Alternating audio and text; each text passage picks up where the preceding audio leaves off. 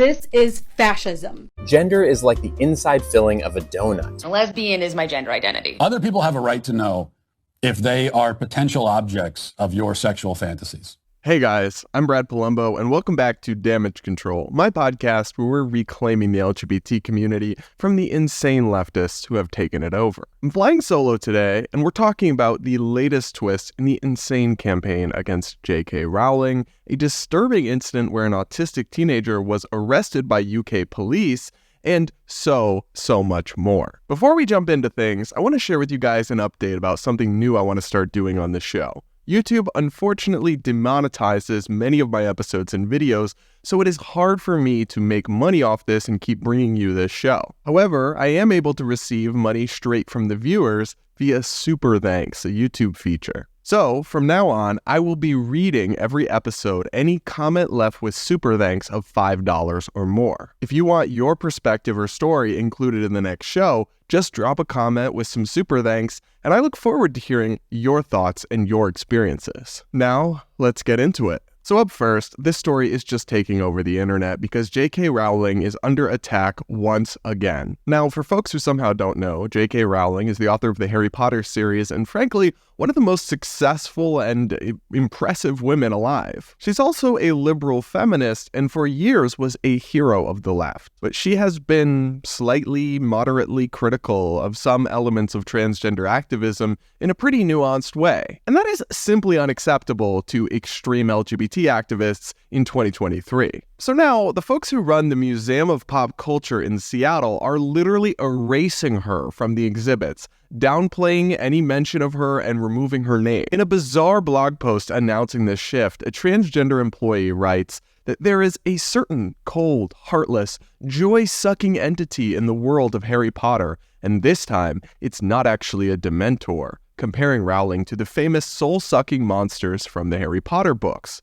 The blog post goes on to refer to Rowling as she who must not be named and avoids using her name in a comparison to Voldemort, the Harry Potter series' main villain. Now, they go on to accuse Rowling not just of being super hateful and transphobic, but also levying a long list of baseless accusations, such as her supposed support of anti-Semitic creators, the racial stereotypes she used while creating characters, the incredibly white wizarding world, the fat shaming, the lack of LGBTQIA+ representation, the super chill outlook on the bigotry, and the othering of those that don't fit into the standard wizarding world, and so much more. Ah, yes, it is just unacceptable and astounding that a book written in the 90s didn't include transgender or intersex characters, almost like any other book from the 90s. And it's hilarious that they're mad that the characters in Harry Potter are mostly white when it's set in Britain, which is literally mostly white. I think a lot of these charges, aside from the whole trans issue,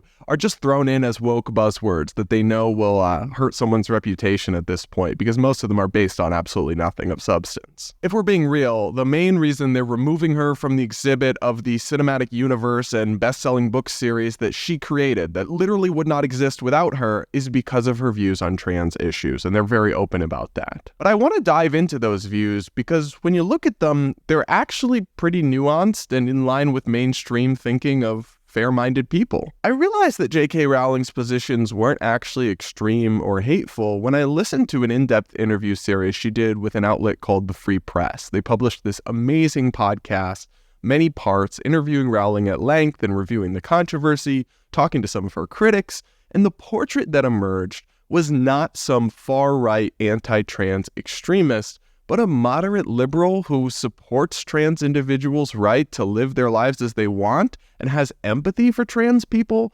but as a feminist, as a survivor of domestic violence, has concerns about preserving same-sex spaces and fairness and speaks out against women being canceled or targeted or bullied or assaulted because they criticize transgender activism. What a horrifying radical take, right? I mean, let's look at the transphobic tweets that activists use to portray Rowling as a monster. This is probably one of the most infamous threads where she wrote, "If sex isn't real, there's no same-sex attraction. If sex isn't real, the lived reality of women globally is erased. I know and love trans people, but erasing the concept of sex removes the ability of many to meaningfully discuss their lives. It isn't hate to speak the truth. She goes on, the idea that women like me, who've been empathetic to trans people for decades, feeling kinship because they're vulnerable in the same way as women, i.e. to male violence, hate trans people because they think sex is real and has lived consequences, is nonsense. I respect every trans person's right to live any way that feels authentic and comfortable to them. I'd march with you if you were discriminated against on the basis of being trans. At the same time, my life has been shaped by being female. I do not believe it is hateful to say so. Yes, guys, I'm not kidding. That is one of the Twitter threads that they use to say she's some extremist bigot. But it sounds to me like a very empathetic and nuanced stance. Similarly, she tweeted, dress however you please, call yourself whatever you like, sleep with any consenting adult who will have you, live your best life in peace and security, but force women out of their jobs for stating that sex is real?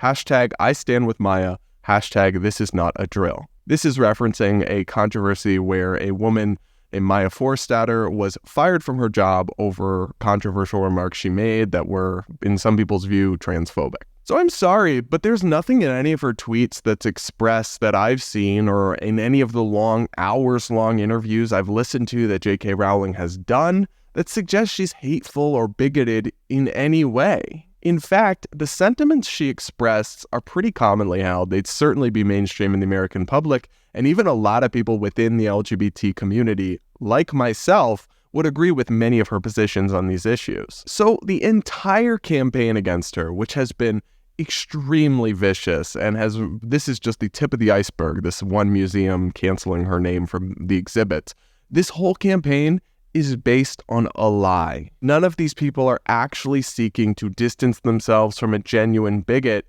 They're seeking to crush dissent from a moderate with some slightly nuanced opinions on an issue where you're not allowed to think critically or independently anymore and be in the good graces of woke progressive activists. Yet I almost feel like this all misses the point, because even if Rowling did have genuinely offensive or extreme views, that still wouldn't justify erasing her from history or from museums, focusing on exhibits of her art, of her masterpiece that changed the world. It's not feminist or progressive to literally erase a woman who has remarkable accomplishments to her name just because she has the wrong opinion on a particularly hot-button issue. And this is an insane approach that would ruin our ability to appreciate art. Think about it. Is there really very many or any musicians or artists or authors from 25 years ago, let alone 50 or 75 years ago, who didn't have some opinion that would now be considered problematic by the type of people who try to cancel JK Rowling? No, there isn't. But appreciating someone's art should not and does not require agreeing with or endorsing their entire worldview. If anything, it's the opposite, because art is supposed to bring us together and connect us over our shared experiences, even when we come from many different walks of life and perspectives. So the illiberal and intolerant ideology on display at the Seattle Museum and in the broader backlash to JK Rowling is not just going to ruin one exhibit. If society doesn't stamp out this toxic mindset, it'll tear our culture into two irreparably. All right, guys, now that I've got that off my chest, let's move into our next story, which is frankly more disturbing and chilling stuff from the United Kingdom, because a 16-year-old autistic girl was just arrested by British police for saying something that they construed as homophobic, but really wasn't? Take a look at this news package from Pink News. West Yorkshire police have been accused of manhandling an autistic girl because she said an officer looked like her grandmother, who is a lesbian. The 16-year-old was arrested for a homophobic public order offence. Police confirmed to Pink News as footage of the incident sparked widespread outrage on social media. In a TikTok video, the girl's mother, Lisa Rozicki, accused the force of being bullies in uniform. West Yorkshire police said the incident occurred at 12:12 a.m. on Monday the 7th of August, when the force received calls from a family member of a 16-year-old girl girl who was reportedly intoxicated and putting herself at risk in Leeds city centre. The force told Pink News officers drove the teenager home, and upon returning her to the address, comments were made which resulted in the girl being arrested on suspicion of a homophobic public order offence. The nature of the comments made was fully captured on body-worn video. Social media users have called the video distressing and very upsetting. One user said the conduct from the West Yorkshire police officers was totally unacceptable, while another condemned the force's behaviour as disgusting. West Yorkshire Police Assistant Chief Constable Oz Khan added to Pink News that the video only provides a very limited snapshot of the circumstances of the incident, but acknowledged they have received a complaint that is being assessed by West Yorkshire Professional Standards Directorate. Khan said the force takes its responsibilities around the welfare of young people taken into custody and around neurodiversity very seriously, but added, "Our officers and staff should not have to face abuse while working to keep our communities safe." I'm sorry, but this is dystopian stuff. Firstly, I just have to say, the cop here kind of does look like a lesbian.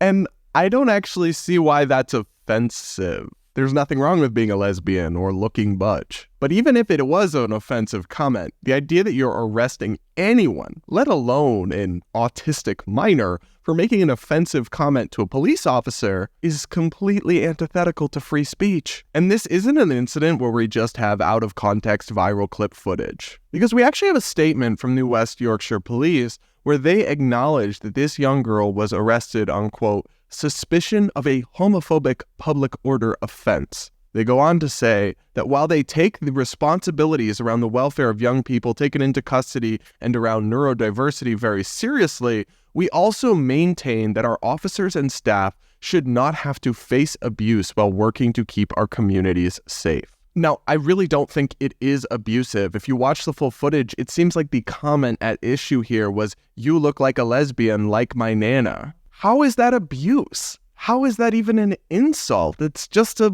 perhaps awkwardly worded observation or comment from a confused teenager. But even if it was an offensive or abusive remark at issue here, there should be no such thing as a homophobic public order offense, because that means giving the government the power to decide what ideas or statements are too offensive or hateful to be uttered in public, and then arresting people for their thought and speech crimes. That belongs in 1984. That belongs in dystopian fiction. It does not belong in a free Western society that calls itself a democracy. Also, how thin is your skin as a grown adult police officer that you feel the need to arrest somebody because they hurt your fifis? Give me a break. If you can't do your job in the face of a comment that offends you, maybe you need to work on that, because that sounds like you lack the emotional maturity of a functioning adult. And if you're so mortified at the thought that anybody might think you're a lesbian, maybe you shouldn't present in such a butch and frankly lesbian-appearing manner. Which,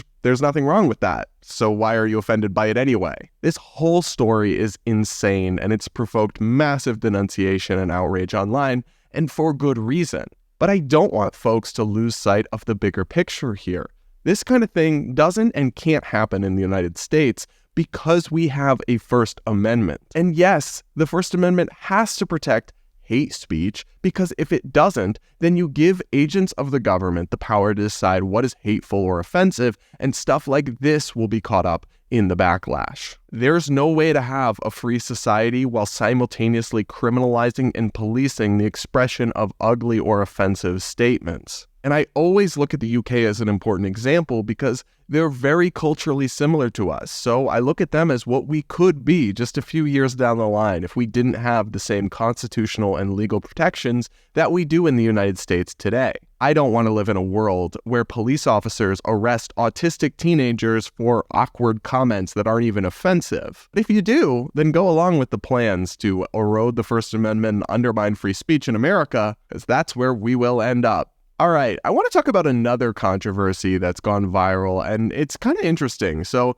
this dad recently alleged that he was kicked out of an Olive Garden in an altercation where he wanted a different waiter. He didn't want a waiter who was transgender, and he's now written a letter to the parent company of Olive Garden outlining what happened and why he says what they did was tyranny. Let's dive into that letter, and then I'll give you my thoughts. So the letter, first reported by Haley Kennington, says, to Darden Restaurant / Olive Garden. On July 18th, 2023, my daughter and I visited the Olive Garden restaurant in College Station, Texas, while on our daddy-daughter date. My daughter told me she was scared because the waiter sounded like a man but looked like a woman.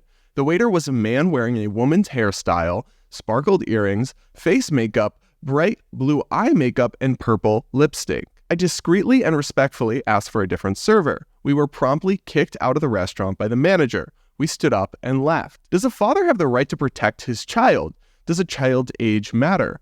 What if my wife was scared? Do Americans have the right to protect a loved one? At Olive Garden and at Darden restaurants, the answer is clearly no. The manager told me that I was kicked out because I asked for a different waiter, and Darden restaurants does not discriminate against gender. Therefore, at your restaurants, anyone who does not bow the knee to your false definition of gender is not allowed to participate in society. You are forcing compliance. That is tyranny. I took an oath that I will support and defend the Constitution of the United States against all enemies, foreign and domestic. I fought tyranny overseas on multiple combat tours. I looked tyranny in the eye and felt its wrath on my back. I know what tyranny is and have lived on the receiving end of it, and now I have experienced tyranny at your restaurant by your hand. You wanted me to celebrate sin or leave. It is crystal clear that you are promoting and advancing trans tyranny. Little girl saw a man who was making a mockery of women, was afraid of him, and you punished her for speaking up when she was scared. Shame on you, Darden restaurants and employees. I call on you to stop promoting and advancing trans tyranny. Let me remind everyone that no one has ever relieved me from my oath to defend our great nation. I will not keep silent while tyrannical forces infringe on my duty as a parent or my rights as an American. I will not bow, I will not falter, I will not crumble, and most importantly, I will not drink the wine of the passion of immorality, so help me God. Signed, Kevin, free man / duty-bound father. I have some thoughts, and frankly, some viewers might not agree with what I have to say on this, but I'm just going to give you my honest opinion, and if you disagree, you can let me know in the comments and let me know why. I think the tone and language of this letter is alarmist and out of touch. Calling it tyranny that you were asked to leave a restaurant is just a real stretch. But on the actual substance, I think I really don't agree with what this dad seems to assume. He seems to assume that because there was a waiter who looked differently in a way that made his daughter afraid, that they have the right to request a different waiter. I would say that the proper thing to do there would be to explain to your daughter that some people look differently and that you don't always have to agree with people, and you can just interact and be polite and mind your own business. And if your daughter was really scared, well, maybe the right thing would be to go somewhere else. But what if your daughter was scared by a black waiter? What if your daughter was scared by a disfigured waiter with some form of disability? Obviously, you don't have a right to go around and impose your child's fears onto the world and expect everyone else to adapt. And frankly, you may have been asking Olive Garden to do something illegal. It is illegal since the Bostock Supreme Court decision for employers to discriminate on the basis of gender identity. If they reassign the table because of your complaint, they would probably be breaking the law. And you keep asking, do Americans have a right to protect a loved one? Does a father have a right to protect a child? From what you put in your own letter, this employee didn't do anything to threaten you or endanger your safety. And the same way that progressives and liberals don't have a right to go around in the world and be safe from ideas they don't like, conservative Americans don't have the right to have a world to be a safe space where they never encounter people whose lifestyles or beliefs are different from their own. And that's what you seem to have been asking for, that the world be a safe space for your preferred ideology. But that's not how this works. As for whether it was tyranny, it's not. I mean, just having you go to a different restaurant is not tyranny, I'm sorry. And that's frankly insulting to people who are actually suffering under tyranny. And if you really saw tyranny up close overseas, you'd know that it's not when people are asked to leave a restaurant. It's when they're arrested, imprisoned, legally discriminated against, or executed for their lifestyles or beliefs, or things about them they can't control, or for their religion, or things like that, none of which describes what happened to you. You say they wanted to force you to celebrate trans tyranny, but that's just not true. Coexisting with somebody does not mean you are forced to celebrate them. Being served by a transgender waiter does not require you to endorse transgenderism in any way, shape, or form. That would be like me saying that I don't want a Christian waiter wearing a cross because I don't want to be enforced to endorse Christianity. Obviously, I'm not. I'm a grown adult. Somebody hands me a water, serves me politely, and I'm not forced to endorse whatever they think. So I think the person here who owes an apology is the dad in the situation, both for taking what could have been a teaching moment and turning it into a scene and then attacking this person and this company publicly when he was in the wrong, but also for teaching his child this safe space mentality that suggests falsely that they have the right to go about in the world and never encounter anything that's not in line with their own beliefs and values. You're actually, in my opinion, not doing a great job of parenting when you teach your kid that because you're setting them up for failure in the real world. That's my thoughts on this viral letter, but I want to know yours, so let me know in the comments. Maybe you think I'm totally off base. I will hear you out, but now I'm going to move on. All right, so you may have seen the news. Did Florida, under Ron DeSantis' Don't Say Gay bill, which is a parental rights and education bill as they describe it, did they ban AP psychology? That's what a lot of media reported and some alarmists on TikTok had to say. This is fascism. Florida superintendents were told by the state to exclude any topics related to gender or sexuality from their advanced placement psychology classes. As a result, the courses cannot be called AP anymore, and students won't be able to earn college credit. The College Board, which oversees the AP program, is urging Florida districts to not offer the class until the state changes its decision, as teaching AP psychology in Florida under these restrictions violates state law or college requirements. This curriculum is not new, as gender and sexual orientation have been a part of AP psychology since the course launched 30 years ago. This comes several months after the state's decision to block AP African American Studies courses, which was widely condemned by academics and civil rights activists. We should be banning bigots, not books. Psychology is centered around people.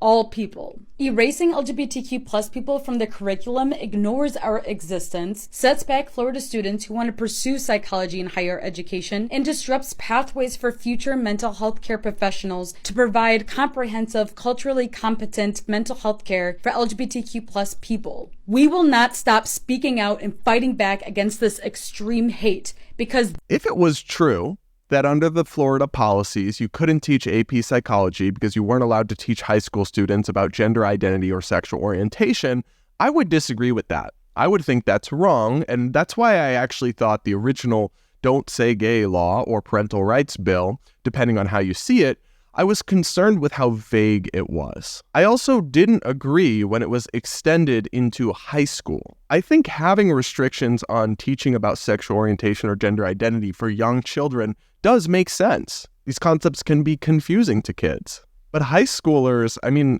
some of them are legal adults at 18, but even at 16, 17, or 15, they're already encountering all these things in the real world, and they're old enough to learn about things like sexual orientation. But thankfully, it doesn't appear to be the case that Florida actually is banning AP psychology. New reporting from The Hill, Florida now says AP psychology is allowed in schools. Florida's Education Commissioner, Manny Diaz Jr., sent a letter to superintendents Wednesday making it clear AP psychology can be offered in its entirety in K-12 public schools. Over the past week, Florida school districts have been switching their course offerings from AP psychology after the College Board indicated it would not accept the class as taught in Florida due to the state's new law that bans discussion of sexual orientation and gender identity in most classroom settings. Diaz told schools last week they could offer the class, but it was not clear if educators would be allowed to teach the lessons regarding sexual orientation and gender identity, which the College Board said would need to be in the curriculum for the class to count for college credit.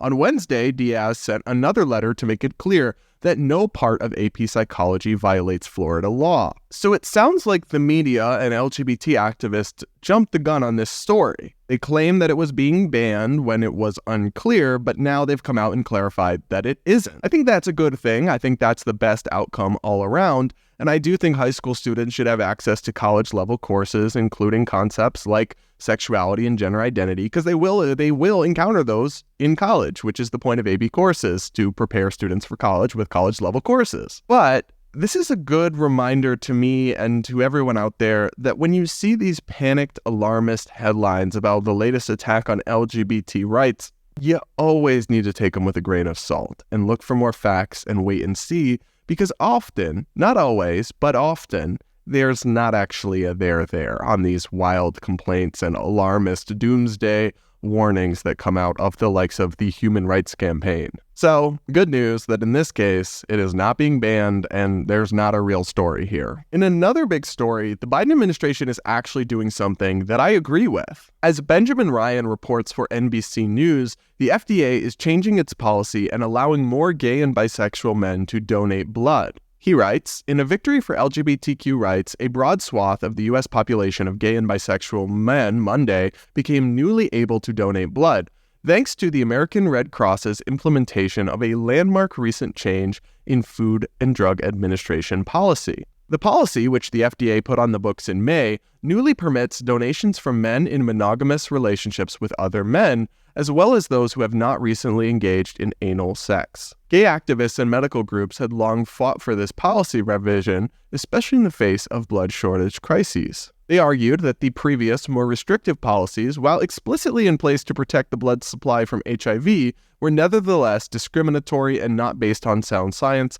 given advances in testing technology. Now, I completely agree with this decision for a couple reasons. But first, it's always just seemed crazy to me that while we have huge shortages of blood donations at many times in different parts of this country, I have never in my life as an adult been able to donate blood because of these archaic rules. They may have made sense decades ago during the HIV/AIDS crisis when they couldn't adequately test all the blood, and I'm not necessarily judging the people in the past who put these in place. But to have these rules in the 2020s has never made any sense. For one, we should be and are already testing all the blood donations for HIV. But also, a person in a monogamous relationship who is gay is not at risk for HIV, by definition.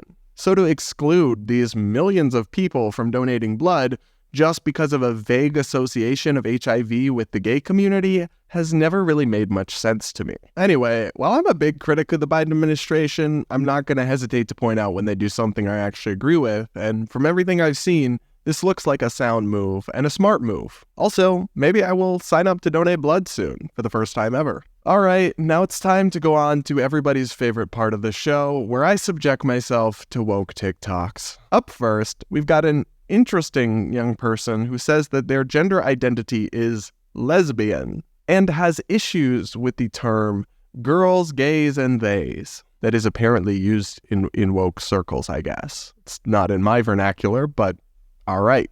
I identify as non-binary. I identify as a lesbian. A lesbian is my gender identity. When you say the girls and the femmes, I don't really automatically associate with that. Not a girl, and definitely not a femme. Don't call me a femme. Personally, the way I talk about this is like women and women-aligned people, meaning people who are usually dragged into the struggles of women. This means if you're a trans man, you have a vagina, you're going to be dragged into the struggles of women because anti-abortion laws, they're pointed at women and they affect you. I would love to hear other people's way that they say this. Because girls and femmes really is, it's focusing on the feminine part of that. And if you're focusing on the femininity is what brings us together, I don't want to join in because that doesn't feel accurate to who I am. Now, the girls, the gays, and the theys, right? First of all, just like the theys. Not all of us love being called theys. But also, like, the gays and the theys. The gay people and non-binary people, it makes sense to lump together, right? Because we're all a part of the LGBTQ community. When you suddenly lump girls in with that, why are straight women suddenly more aligned with the LGBTQ community than straight men? They're not. But there's an assumption that straight women carry that they're like closer to gay people because they think of gay people as gay men. They're closer to gay men than straight men are, but they're not. Also, when we say non-men, right? It's a great way to try to be inclusive, and we can acknowledge that when we say like non-men loving non-men, if that's your definition for lesbianism, you're going to include some people who identify as gay, not lesbian. I'm sorry, I've got to stop. I just can't keep up. I cannot keep up with these people and their terms just constantly evolving. There are so many things about this that don't make sense. But for one, lesbian is a sexual orientation, not a gender identity, and it doesn't make any sense to call that a gender identity. It also makes no sense to call yourself a lesbian while also saying you're non-binary. Either you're a woman who loves other women, or you're a non-binary person who rejects being labeled as a woman or a man. You cannot be both in any logically consistent or even basic commonsensical way. Make it make sense. But this entire category of video, which you see scattered throughout TikTok and getting hundreds of thousands, if not millions of views sometimes, is just so bizarre to me because it's so hung up on the minutia of language. Like, I just can't imagine feeling so affected or caring about these just minor verbal tics or changes in verbiage. From the crowd that likes to talk about privilege, I think you've got to have a lot of privilege in your life, and that's a good thing. I'm wishing you the best. But if these are the problems you have, these are not even first world problems. I mean, this is like next level first world problems. The same is true for our second TikTok, who wants everybody to stop using honorifics like Mr. and Mrs. There's a conversation that goes around a lot where people who habitually use gendered honorifics like sir or ma'am ask very kindly what a good gender-neutral replacement for that would be. And the most common answer from people like me who don't like gendered words applied to us is learn to drop the honorific, because most of us don't like to be put in that situation in a quick interaction with a stranger. And the asker will protest that they don't feel like they're respecting people without the honorific. Friends, I see you really trying, and I understand that you've been conditioned really hard to use this kind of language. But I have to ask, who is the respect for in this scenario? Because we're telling you, the best way to respect us is to not use an honorific there. Standards of communication change, and if you're committed to really respecting people, you might want to reconsider the script in your head. Okay, so this one is really funny to me because I've seen the honorific, instead of Mr. or Mrs., they do like MX dot, and that's the gender neutral one. Apparently, not even that's enough to satisfy this TikToker. In order to accommodate their identity of non-binary, which I still don't think makes any sense, but we'll set that aside for now. In order to accommodate their identity, we must restructure the entire language, and you and I can no longer go by Mr. or Mrs. or Ms. No, people aren't going to do that. People aren't going to be on board with that. That's not a reasonable request from a tiny slice of the population. It'd be one thing if they were asking us to not use Mr. or Mrs. because they really don't like that, and to say something like mix or however it would be pronounced. Many people might go along with that, to be polite and to be nice. But what we're not going to do is restructure the entire language to accommodate the feelings of like 0.01% of society. And it's not a good way to advocate for a community and try to obtain acceptance by trying to take away things from other people. That's the big difference between a lot of this trans activism that's really extreme and the fight for something like gay marriage, right? Gay activists were fighting to be included, not to take something else away from somebody. We were saying we want to be able to get married also, not you can't get married, or you must redefine your marriage, or you must stop saying husband and wife because we're going to say husband and husband, so everyone should have to say spouse. Whereas some trans activists, like this individual in this TikTok, they want to change everyone else. You must redefine woman. You must stop using honorifics. You must do this, instead of just asking for their own selves to be accommodated to live how they want, which is something I and many others I think would be perfectly fine with. And that's why this entire genre of woke activism just seems deeply counterproductive and kind of annoying. Up next, did you know trans people are just like donuts?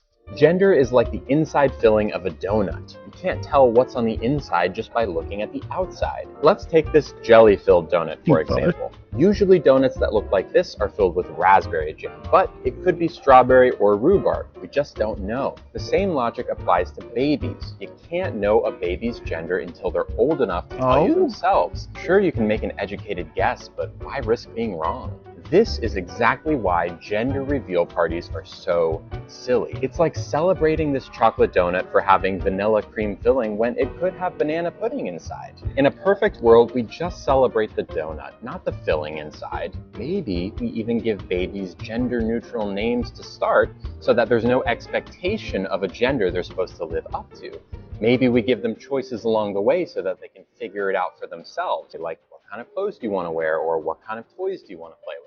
maybe kids get to have their own gender reveal party so that they can tell the world themselves. Side note, I love donuts, so this made me kind of hungry. But this is so strange and weird and just not, and actually some really radical things are being advocated for in this video. But for one, to use their bizarre donut analogy, what they're essentially saying is that because in like less than 1% of genuine cases, a child might grow up to have gender dysphoria and identify as a gender that is not their birth sex, that we should just stop acknowledging people's gender from birth, even though 99+% of the time, it is exactly what we think it is.